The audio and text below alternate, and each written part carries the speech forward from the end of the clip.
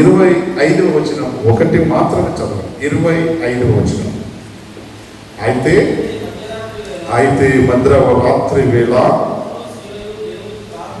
పౌలును శీలలు దేవుని ప్రార్థించుచు కీర్తనలు పాడుచుండేది, ఖైదులు వినుచుండేది. ప్రార్థించుకుందాం. పరిశుద్ధ నామమునకు స్తోత్రములు చెల్లిస్తున్నాను. నీవే మాట్లాడు ప్రభువా. పౌలు శీలలు తమ జీవితం అంతా నీ సేవను అంకితం చేసినారు. మరి మమ్మము నీవు అడుగుతున్నావు, నా గురించి నీవు ఏం చేస్తావు, నా గురించి నీవు ఏం చేస్తావు? This is a question. ఇది మనకందరికీ క్వశ్చన్ కాకుండా, ప్రభువా చిన్న పని అయినా నీ గురించి చేయ మనసు ఆ సంఘ బిడ్డలకు అందరికీ దయచేయమని ప్రార్థన చేస్తూ నీవే మాట్లాడు. నీ వాక్యం ద్వారా హెచ్చరించు. నీ పరిశుద్ధాత్మతోనే మన నింపమని యేసు నామములో వేడుకుంటున్నాము తండ్రి. ఆమేన్, ఆమేన్, ఆమేన్. మరి జాగ్రత్తగా వినాలి. రెండే ఎక్కువ సమయం తీసుకోను, కొంచెం సమయంలో దేవుడు ఆత్మ స్వరూపి అయిన దేవుడు మిమ్మల్ని బలపరుస్తాడు. ఆమేన్. అయితే మధ్యరాత్రి వేళ పౌలు శీలలు మరి ఎప్పుడు ఈ పౌలు సత్యము తెలుసుకున్నాడు. ఎగ్జాంపుల్గా ప్రతి ఒక్కరు జీవితంలో ఎలా ఉంటుందంటే, ఏ రోజు సత్యము తెలుసుకోమో అంతవరకు బాగానే ఉంటాం. ఏ రోజు దేవుని క్రియలు, దేవుని అద్భుత కార్యాలు, దేవుని ఒక సంబంధము ఎప్పుడు వరకు మేము కలిసి ఉండలేకపోతామో అప్పుడు వరకు మనము లోక సంబంధము, లోకాశ, శరీరాశ, జీవకుటంబలు ఇవన్నీ మనకి ప్రతి ఒక్క నరనాడిలో నింపి ఉంటాయి.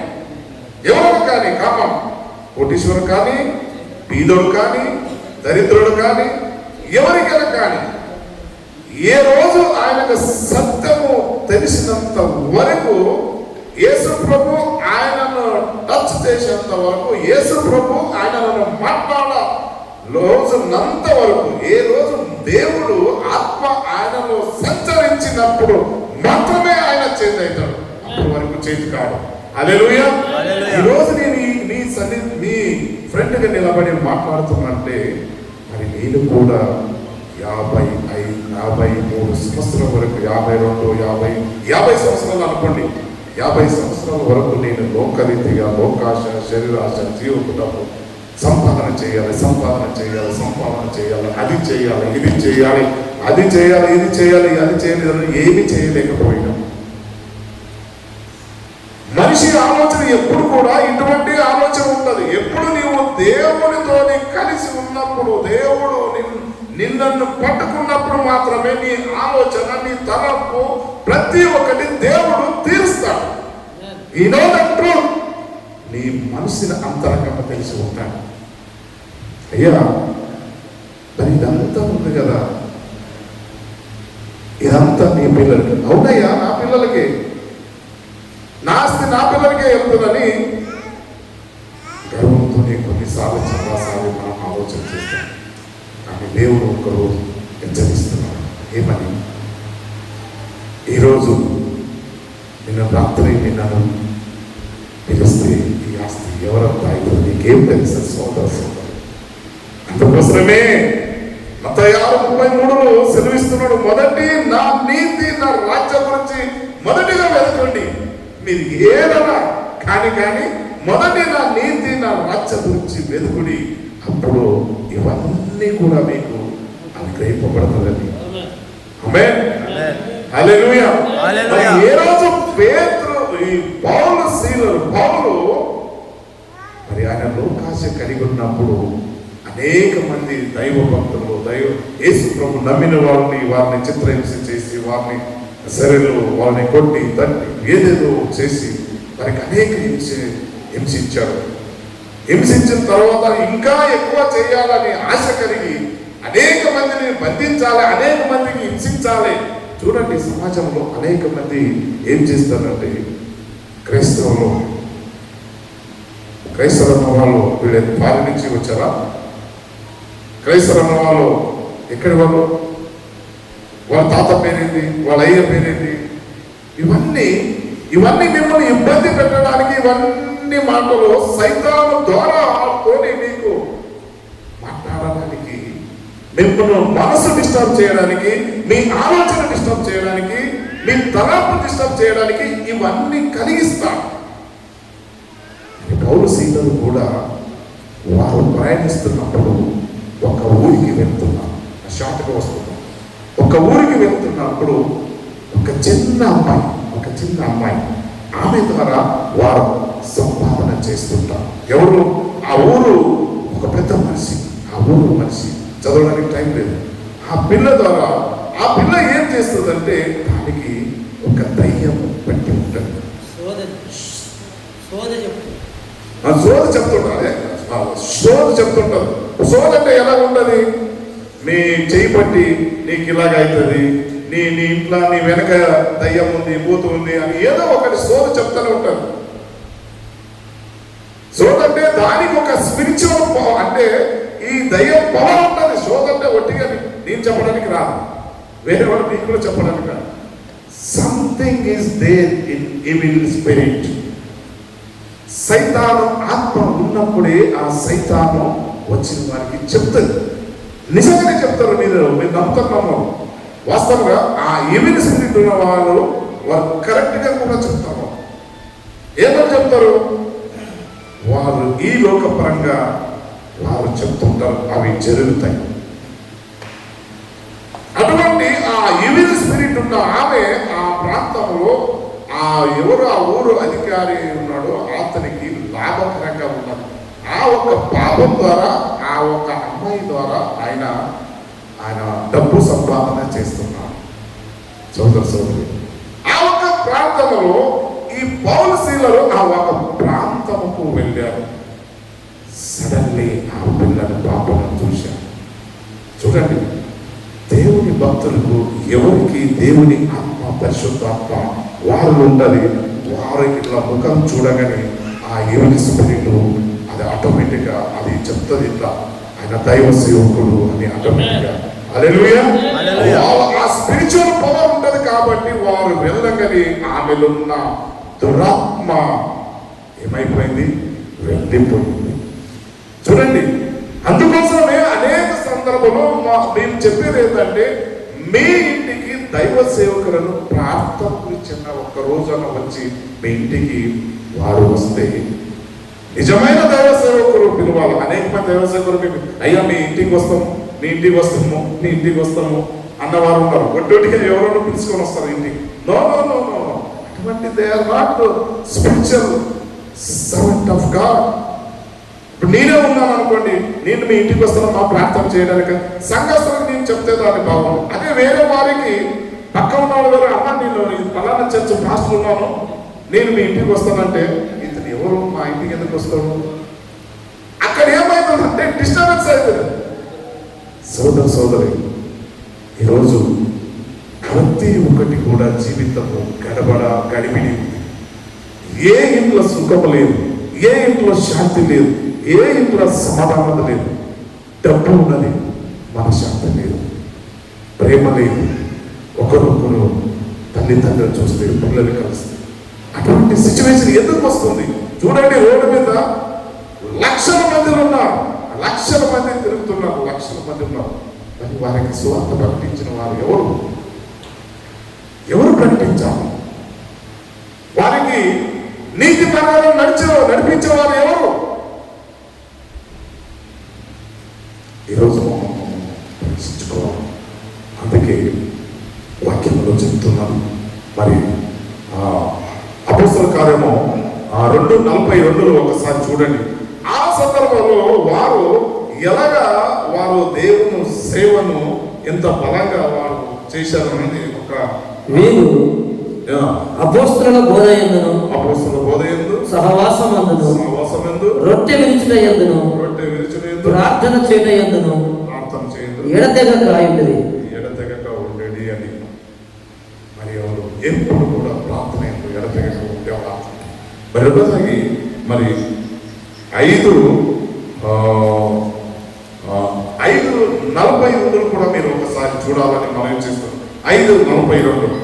ఆ సందర్భం ప్రతిదినము దేవాలయములలోను ఇంటింటను మానక బోధించుచు యేసే క్రీస్తుని ప్రకటించుచుండేది. చూడండి, హల్లెలూయా, దేవుడు నామకి స్తోత్రం. మరి చూడండి, ఆ దినము ప్రతి దినము ఎక్కడ వారు ప్రతి దినము దేవాలయంలో బోధించుతున్నారు. సోదరి, మరి ఈరోజు సంఘములో బోధ జరిగిస్తున్నారా? మరి అనేక సంఘాలు మరి ఎందుకు జనాలు రావట్లేదు? సరి అయిన బోధ లేకపోతే వారికి చెప్పే వాక్యం మరి సరి అయిన ఉన్నదా? ప్రతి దినము మరి ఆలయంలో బోధించుడు. అప్పుడు పేతురు, యోహాను ప్రతి దినము బోధిస్తూ ఇంటింటికి, ఆ కాలం ఇంటింటికి, కానీ ఈ కాలం టెక్నాలజీ ఉన్నది. ఇప్పుడు ఇంటింటికి వెళ్ళేది అవసరం లేదు, టెక్నాలజీ అయింది. ఈ టెక్నాలజీ ద్వారా, ఆన్లైన్ ద్వారా అనేక మందికి సువార్త ప్రకటించవచ్చు. హల్లెలూయా. అనేకరికి మనం దగ్గర లేకపోతే ఇన్నెవరికైనా స్పాన్సర్ చేయవచ్చు. ఆ సంఘానికి స్పాన్సర్ చేయాలి తప్ప మీరు ఎవరు పడితే వారికి స్పాన్సర్ చేయవద్దు దయచేసి. అది దేవుడు ఆశీర్వదించాడు. Be honest. దేవుడు అడుగుతాడు, మీరు ఏ సంఘములో మీకు వాక్యం ద్వారా విత్తబడుతుంది ఆ సంఘానికి మీరు సహాయం చేయండి. ఆ సంఘంలో ఉన్న వారికి సహాయం చేయండి. ఆ సంఘంలో ఉన్న పేదలకి, విధవరాలకి, తల్లిదండ్రులు లేని వారికి, మరి దిక్కు లేని వారు సంఘంలో లేరా? అనేక మంది ఉన్నారు. వారికి సహాయం చేయండి. వారిని కొంచెం మీరు కృషి చేస్తే వారు మంచి వృక్షంగా తయారైంది. సోదరు, మనం ఏమనుకుంటున్నాము? ఎవరో ఒక పాస్టర్, ఎవరో మనకు అన్నోన్ పర్సన్, అయ్యా నేను స్పాన్సర్, నా టీవీకి మీరు స్పాన్సర్ చేయండి. అతను టీవీకి స్పాన్సర్ చేయంటాడో, బతకడానికి స్పాన్సర్ చేయడం, తాను బతకడానికి స్పాన్సర్ చేయడం తెలియదు. కానీ సోదరి, మోసపోకండి. అనేక మంది నా నామములో మిమ్మల్ని మోసపరుస్తారు. జాగ్రత్త, హెచ్చరిక ఉందండి. ఎందుకు చెప్తుందంటే మీరు ఎప్పుడు కూడా హెచ్చరికగా ఉండాలి. ఈరోజు దేవుడు మాట్లాడుతున్నాడు. ఆ రోజు ఆయన శీలలో ఆ ప్రాంతంకి వచ్చినప్పుడు ఆ దయ్యము కూడా, ఆ పాపము దయ్యం కంటే అది గుర్తుపట్టేసిన ఆ దయ్యము ఆమె నుండి వెళ్ళిపోయి, మరి మాలో ఉన్న అటువంటి ఆలోచన, అయ్యా నేను కూడా ఎవరికి ఒకరికి, అయ్యగారు నాకు ఫోన్ చేస్తున్నాం, చాలా మంచి అయ్యగారు, అయ్యా చాలా బాగా చెప్తాడు, అతను ఎక్కడో ఉంటాడు, టీవీ స్పాన్సర్ చేయండి, 5,000 అడిగాడయ్యా, నేను అక్కడ చేసిన, కానీ నీ సంఘానికి ఇయ్యలేదయ్యా, నేను అక్కడ ఎవరికైనా కానీ ఇస్తే కదా దేవుని పేరు పనినే కదా అంటాడు. నో, అది తప్పు. నా దృష్టిలో మీరు ఎక్కడ భోజనం తింటున్నారు అక్కడే పెట్టండి. ఏ సంఘం అన్నా కానీ మీరు ఏ సంఘానికి వెళ్తున్నారో ఆ సంఘానికి సపోర్ట్ చేయండి. మీరు లేకపోతే చేయవద్దు. ఆ సంఘంలో పేదలకు ఇవ్వండి, సేవకి లేకపోతే పర్వాలేదు, పేదలకు ఇస్తే కూడా అది కూడా యేసు నామములో ఇస్తే అది కౌంటింగ్ అవుతుంది. మీరు సేవకి ఇచ్చిన అవసరం లేదు. సేవకి ఇస్తే వాళ్ళు బాగుపడతారనే ఆలోచన కలిగి ఉండొచ్చు. కొంతమంది వాళ్ళకి అయ్యగారు వారికి కారు బంగళ అన్నీ ఉన్నాయి, మరి అతనికి ఎంత ఉంది, అతనికి ఎందుకు ఇవ్వాలి అని అటువంటి ఆలోచన కలిగిన వాళ్ళు అనేక మంది ఉంటారు. అయితే కూడా మీకు అటువంటి ఆలోచనగా కానీ ఇట్లనే సహాయం చేయండి.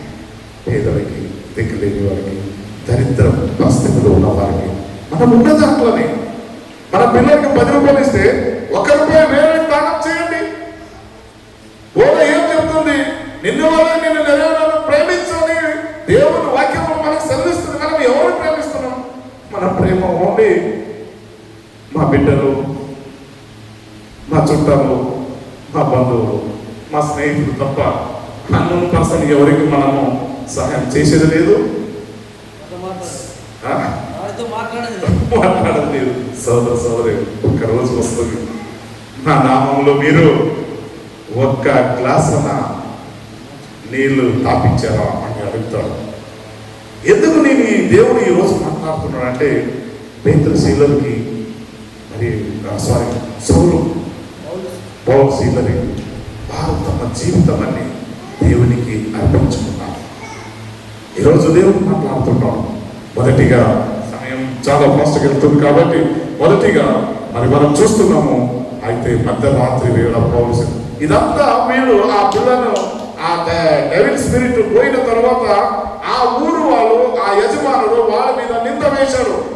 నింద వేసి వీళ్ళని శిక్షించి వీరిని జైలు వేసి ఏర్పాటు చేశారు.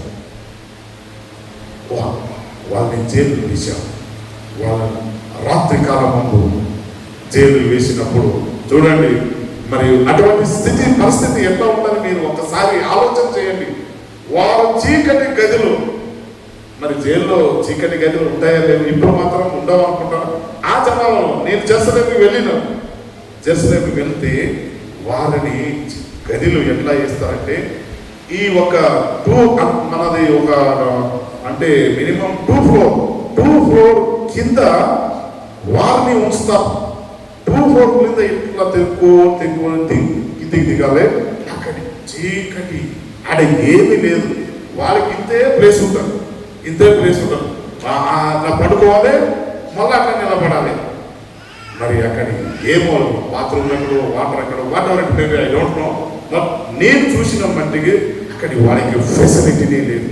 అటువంటి సందర్భంలో వాళ్ళు దేవుడిని వాళ్ళు ఆరాధిస్తున్నారు, స్తుతిస్తున్నారు, దేవునికి మహిమ పరుస్తున్నారు. అంటే పక్క గదులు ఉంటాయి, చిన్న గదులు ఉంటాయి. ఆ గదిలో చూసి వాళ్ళు వింటూనే ఉన్నారు. వాళ్ళ ఖైదులు వాళ్ళు వింటున్నారు. మరి దేవుడు మరి ఆయన సేవలు ఎక్కున్నారు. మరి ఇంత బాధలు ఎందుకు అని వాళ్ళు కూడా బాధ అనుకోవచ్చు కదా. మా జీవితంలో కూడా అనేకసారి అనుకుంటాం. నాకు ఒక చిన్న ఎఫెక్ట్ అయితేనే నాకు బీపీ 230 పెరిగింది.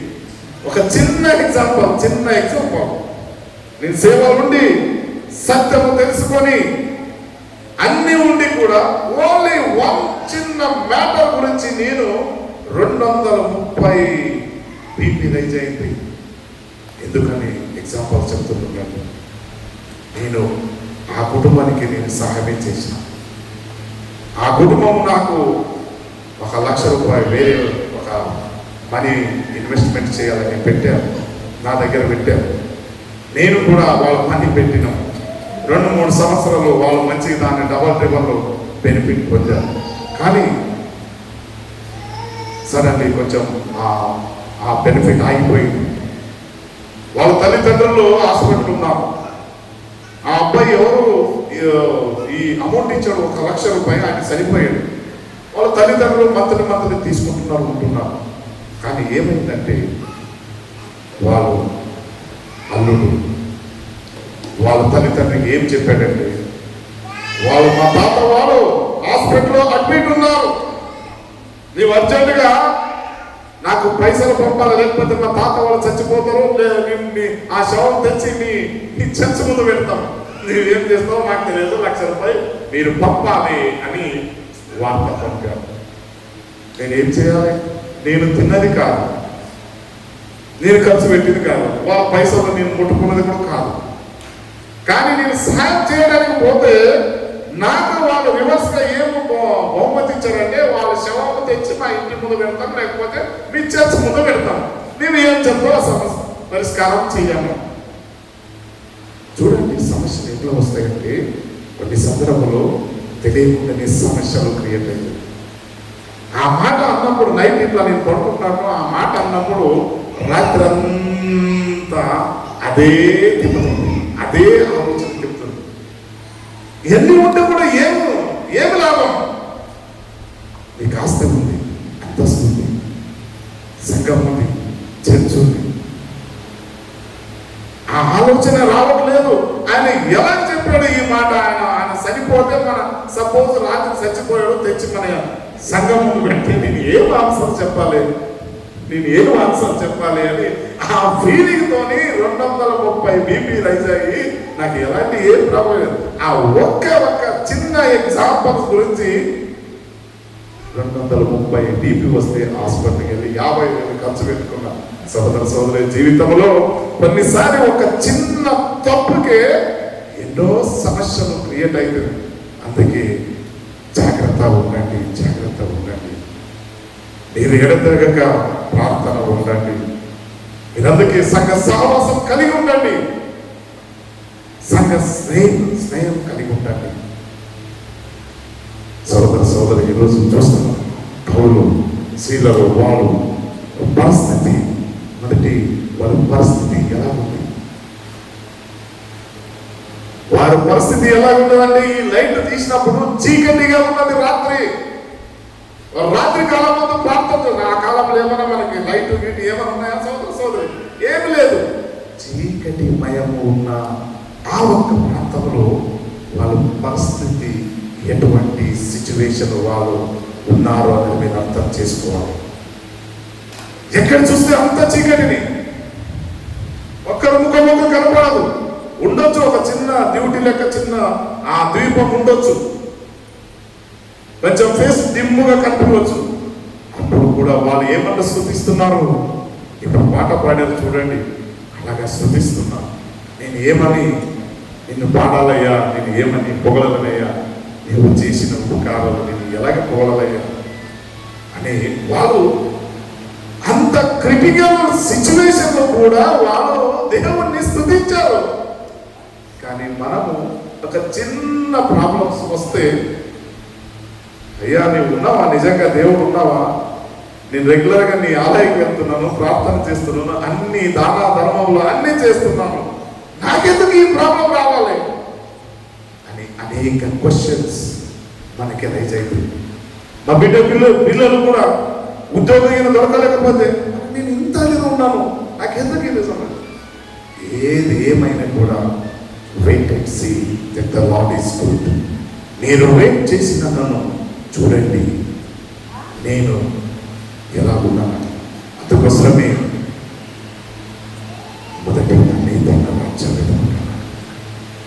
ఈరోజు వారందరూ ఎందుకు ఇంత ప్రయాసపడారు, ఎందుకు ఇంత కష్టపడారంటే వారికి సత్యం తెలిసింది. మనకి ఇప్పుడు కూడా ఇంకా కూడా మనకి సత్యం ఇంకా తెలియదు. చూడండి, ఈ ఇస్లాంపూర్లో లక్షల మంది ఉన్నారు జనాభా. కానీ సంఘంకి వచ్చిన వారు 200, 300. మొత్తము ఈ ఇస్లాంపూర్లో ఎన్ని సంఘాలు సపోజ్ 6-7 చర్చ్ మధ్యలో ఉన్నాయనుకోండి, అన్ని కలిపితే 1000 మందికి ఎక్కువ, 3000, 2000 మందికి ఎక్కువ సంఘానికి రాదు. అది వాళ్ళు ఎక్కడికి పోతారు? వాళ్ళందరూ నిత్య నరకానికి వెళ్తారు. అగ్ని ఆరదు, పురుగు చావు. వారిని రక్షించాలి అంటే ఎవరు చెప్పాలి? ఎలా చెప్పాలి? చెప్పడానికి పోతే వాళ్ళు ఏమనుకుంటారు? వీళ్ళు క్రిస్టియన్ గా మారుస్తున్నారు, వీళ్ళు అది మారుస్తున్నారు, ఇది మారుస్తున్నారు, మత ప్రచారం చేస్తారు అంటారు. చూడండి, అందుకే బైబిల్లో ముందే చెప్పాను, నేను రాకడ ముందు వీళ్ళు ఏం చేస్తారు? యోను కాలంలో ఎలాగా తాగుతూ తినొచ్చు, పెళ్లి చేసుకుంటూ వాళ్ళు ఎంజాయ్ చేస్తూనే ఉంటారు. నోహ కాలంలో ఎలా జరిగింది అదే పరిస్థితి ఇప్పుడు జరుగుతుంది. రక్షించబడిన వారు మాత్రమే రక్షించబడుతున్నారు. రక్షించబడలేని వారు అలాగే ఈ లోకంలో కలిసిపోతారు. అందుకోసమే మీరు ఎప్పుడు హెచ్చరపడతారు. ఈరోజు హెచ్చరపడతారా? మీరు హెచ్చర కొట్టని దేవుని రక్షణలో దేవుని మరి పరలోకానికి మనం వెళ్తాం. లేకపోతే మనం కూడా వారితో పాటు అగ్ని ఆరదు, ఆ పరిస్థితి రాకుండా ఉండడానికి మనము దేవుని సొంత రక్షకునిగా అంగీకరించి ఆయన మార్గంలో మనం నడవాలి. హల్లెలూయా. మీరు ప్రకటిస్తారు, ప్రకటించరు, మీ పని నిజాయితీ నీతిగా మీ కంపెనీలో ఎక్కడ చేస్తున్నారో చేయండి. కానీ యేసు ప్రభువును సొంత రక్షకునిగా అంగీకరించాలి. ఇది మొదటి ఆజ్ఞ క్రైస్తవ. రెండోదాగి మనం చూస్తున్నాము, మరి ఇవన్నీ వాళ్ళు చేసినారు, దాన్ని ప్రతిఫలం ఏమైంది? ఇప్పుడు వాళ్ళు పౌరశీలలు వారు మరి ఆ బందీఖానలో కారాగారంలో వేయబడినప్పుడు మధ్యరాత్రి అన్నది మన జీవితంలో కూడా మధ్యరాత్రి అన్నది మనకి కూడా వస్తుంది. మా బిడ్డ బాగానే చదువుతుంటుంది, బాగానే ఉంటుంది, ఎవడో ఒకడు దుర్మార్గుడు ఏదో ఒక విధంగా చేస్తాడు. అప్పుడు ఏమైతే కుటుంబం అంతా మళ్ళా బంధకలు ఎదిగిపోతారు. అందుకోసమే మన నడే నుడి క్రియలు ఏమా ఉండాలి? దేవునికి మెచ్చికకరంగా ఉండాలి. దేవునికి మెచ్చికకరంగా ఉన్నప్పుడే దేవుడు నీ కుటుంబాలను దీవిస్తాడు. మరి రెండోదాగి మనం చూస్తున్నాము, వారి ప్రతి స్పందన. చూడండి, వారు ప్రార్థన మరి స్తోత్రం, వారు భయపడలేదు. అన్ని ఇబ్బందులు వస్తే కూడా వారు దేవుని వైపు తిరిగి ప్రార్థించారు. ప్రార్థనా శక్తి నాకు కావాలయ్యా, నీ పరలోక దర్శనం కావాలయ్యా, ప్రార్థనా శక్తి నాకు కావాలయ్యా, నీ పరలోక అభిషేకం కావాలయ్యా, యేసయ్యా కావాలయ్యా, నీ ఆత్మ అభిషేకం కావాలయ్యా, యేసయ్యా కావాలయ్యా, నీ ఆత్మ అభిషేకం కావాలయ్యా, ప్రార్థనా శక్తి నాకు కావాలయ్యా, నీ పరలోక అభిషేకం కావాలయ్యా. హల్లెలూయా, హల్లెలూయా. ఎప్పుడు మన పౌరశీలలు ప్రార్థన చేస్తూ బతులు ఇస్తూ, అయ్యా నీ ప్రార్థన, నీ బలము శక్తి మాకు కావాలి అని వారు గంతులు వేస్తూ ప్రార్థన చేసినప్పుడు మరి చూడండి, అప్పుడు అకస్మాత్తుగా మహాభూకంపము కలిగెను. చెరసాల పునాదులు అదరెను. వెంటనే తలుపులన్నీ తెరుచుకొనెను. అందరి బంధకములు ఊడెను. సోదరి ఎప్పుడు ఆటోమేటిక్ గా దాని ఫలితము చూసినాం. మీరు ఎప్పుడు ప్రార్థన చేస్తారో ఆ ప్రార్థన వ్యర్థంగా పోదు, అది నమ్మాలి మనం. వాళ్ళు ఆ ఒక్క కారాగారంలో, ఆ బతికానిలో ఆ ఒక్క చేలు అది సంతోషంగా దేవుడు నీ ప్రార్థన చేస్తున్నావు. నీ ఒక బలము నాకు దయచేవయ్యా, నీ పరిశుద్ధ ఆత్మ నా మీద కుమ్మరించు, నీ క్రియలు జరిగించు అని వాళ్ళు ఎప్పుడు వాళ్ళు ప్రార్థన చేస్తున్నారు, సంతోషంగా గానంతో ప్రార్థన చేసినప్పుడు అక్కడ అద్భుత కార్యము దేవుడు జరిగించాడు. హల్లెలూయా, అప్పుడు అద్భుత కార్యం జరిగించాడు. నీవు ఎప్పుడు దేవుని సన్నిధిలో వచ్చినప్పుడు మాత్రమే మీరు అద్భుత కార్యం చూస్తారు. నీవు నా సన్నిధిని వస్తేనే మాత్రమే నా క్రియలను చూస్తావు. మన దేవుని సన్నిధిలో రాలేకపోతే ఎట్లా అద్భుత కార్యం చూస్తాం? సోదరి, నీవు అన్నం తినకుండా మనకి కడుపు నిండుతుందా? అన్నం తినాలి, తింటేనే కడుపు నిండుతుంది. అది అన్ననే ఉన్నది, నేను ఇంట్లోనే ఉన్నాను, నేను ఇక్కడ ప్రార్థన చేస్తున్నా, అన్నం వచ్చి నా నోట్లో పడుతుందా? అక్కడ అన్నం ఉంది, నేను ఇడనే పోదాను. అయ్యా నేను చాలా భక్తులు అంటున్నావు కదా, అన్నం ఆడ పెట్టినాము, నీ ప్రార్థన చెయ్యి, ఇట్లని ప్రార్థన చేసుకుని కూర్చోము. నో, క్రియ లేని విశ్వాసము సమానం. నీలో క్రియలు ఉండాలి. కరెక్ట్, అక్కడ అన్నం పెట్టావు, నీవు ఏం చెయ్యాలి? అది తెచ్చుకోవడానికి నీవు వెళ్ళాలి. సంఘంకు మీరు రావాలి. ఇంట్లో కూర్చుంటే అద్భుత కార్యాలు జరగవు. సంఘంలో రావాలి. వాక్యం అన్న మన్నం మీ హృదయములు నింపుకోవాలి. హల్లెలూయా.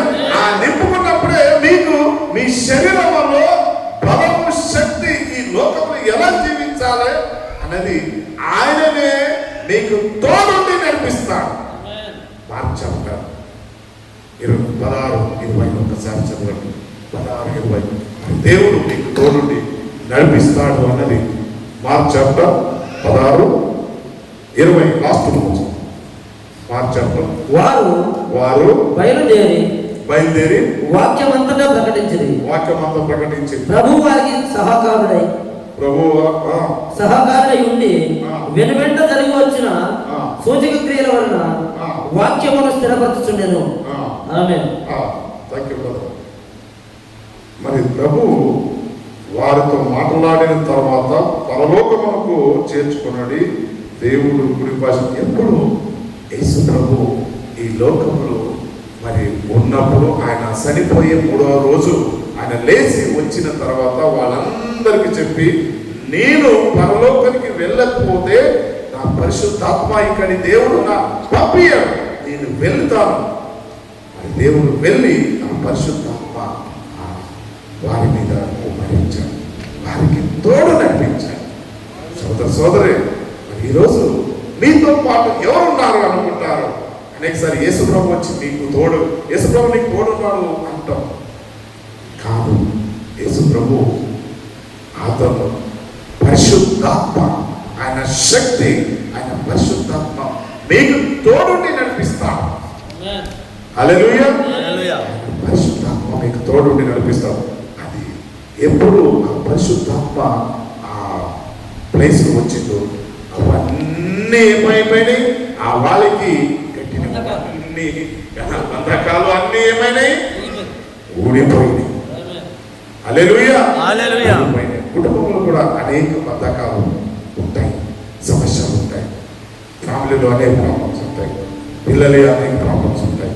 ఇవన్నీ బంధకాలు ఊడిపోవాలంటే మొదటి ఆయన నీతి, ఆయన రాజ్య వెతకాలి. దేవుడు అప్పుడే మీకు అద్భుత కార్యాలు ఈ కుటుంబంలో జరిగిస్తాడు. మరి ఎన్ని బాధలు ఉంటే కూడా మరి ఏ రీతిగా మరి భవనశీలను తమ జీవితంలో మరి క్రీస్తుతో పాటు నడిచి వారు సాక్షులయ్యారు. మనం కూడా ఈరోజు వాక్యం ద్వారా మరి దేవుడు హెచ్చరిస్తున్నాడు. ఎన్ని కష్టాలు కానీ, బాధలు కానీ, హింసలు కానీ, నిందలు కానీ, మనం ఈ లోకం ఉన్నంత వరకు ఆయన పని చేయడానికి, ఆయన శుభ సందేశము ప్రకటించడానికి, మరి ఆయన మరి అనేక మందికి మనం లేని వాళ్ళకి సహాయం చేయడానికి అటువంటి గుణలక్షణం ఉంటే కుటుంబం మిమ్మల్ని ఈ కుటుంబాన్ని దీవిస్తాడు. ఆమేన్. ప్రార్థించుకుందాం. పరిశుద్ధునికి స్తోత్రములు.